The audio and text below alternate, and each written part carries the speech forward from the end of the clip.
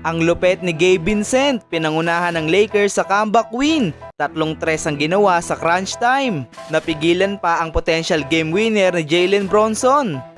Pero kung bago ka pa lang sa aking channel mga idol, ay huwag kakalimutan na mag-like at subscribe for more NBA updates. Maraming salamat po.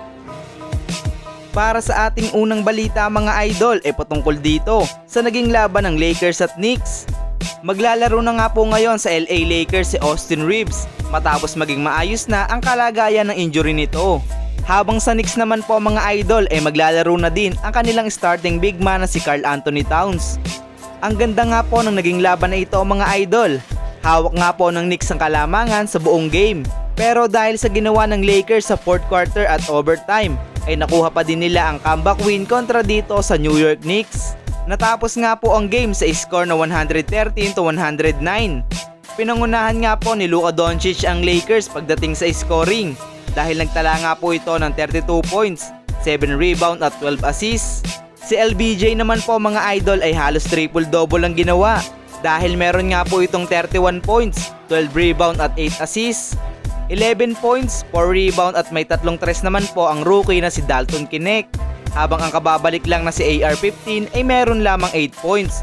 Dahil nga po sa pagkakapanalo ng Lakers na ito ay magkakaroon na sila ng 8 game winning streak at mananatili pa din sa number 2 seed sa Western Conference. Habang ang isa naman po sa dahilan kaya nakumpleto ng Lakers ang comeback win kanina ay dahil dito sa kanilang point guard na si Gabe Vincent. Gumawa nga po ito ng 12 points, 1 rebound at 1 assist. Halos lahat nga po ng puntos niya ay galing sa fourth quarter.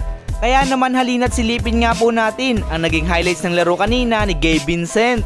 Sa play na ito mga idol, inuyog na si Luka ng dalawang kalaban dito. Kaya naman hindi nito pinilit pa at pinasa na lang ang bola. Dalawa nga po ang option na papasahan niya dyan. Pwedeng kay Gabe Vincent at pwede rin kay Dorian Finney-Smith. Pero dahil mas malapit nga po si Vincent ay dito niya pinasa ang bola. At bigla naman yan tinira ni Vincent at naipasok naman yan.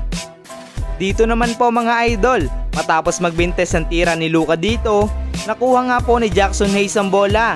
At nang makita nito na libre sa 3 si Gabe Vincent, dito niya nga po binigay ang bola.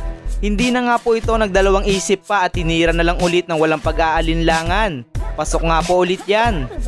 Sa play naman na ito mga idol, ang ganda ng contest niya sa tira ni Jalen Bronson.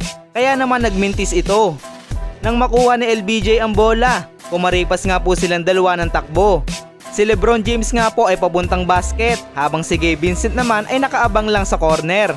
Nang makita nga po ni LBJ na 4 ang haharang sa kanya, hindi nga po nito pinilit bagkus pinasa nito sa nag-iinit sa tres na si Gabe Vincent. Pasok nga po ulit yan, another 3-point shot by Gabe Vincent. Dito naman po mga idol, ang ganda ng naging depensa nila kay Bronson. Pagkapasok nga po nito sa half court ay kaagad nga po nila itong dinouble team. Kaya naman napilitan itong ipasa na lang kay Josh Hart ang bola at naabusan pa nga po ng oras ang Knicks dyan. Kaya naman nauwi ito sa overtime. Anong masasabi nyo dito mga idol?